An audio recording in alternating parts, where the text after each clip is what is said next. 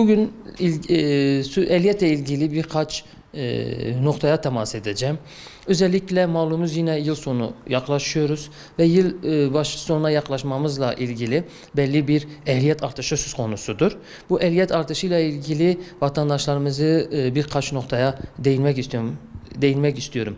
Bunun başlıca mesela şu anki Türkiye geneli bir ehliyet ortalaması kurs ücreti 8.000 liradır. Maalesef yılbaşından sonra vergi ve kurs ücretine olan artışla birlikte 20.000 lirayı bulacaktır veya bazı büyük metropollerimizde 20.000'in üstüne çıkacaktır. Bununla ilgili şu anki mesela ortalama vergi, sınav ve harçlarla birlikte 4.040 TL bir gider varken bunun %58'i bir artış söz konusu olacaktır.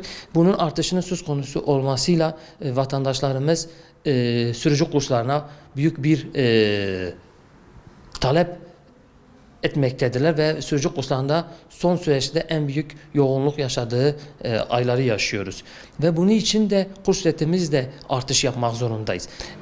Keşke biz bu artışları yapmasaydık. Malumumuz yakıt, araç bakımı, giderler, kira, bunlar bizi çok zor durumda sokulmaktadır. Ve bu zor duruma soktuğu için mecburen biz de artış yapmaktayız. Bununla ilgili bizim kurs ücretimizin artışı bir de vergilerle birlikte 20.000 lirayı bulacak veya bazı metropol illerden hatta 20.000 liranın üstüne çıkacaktır.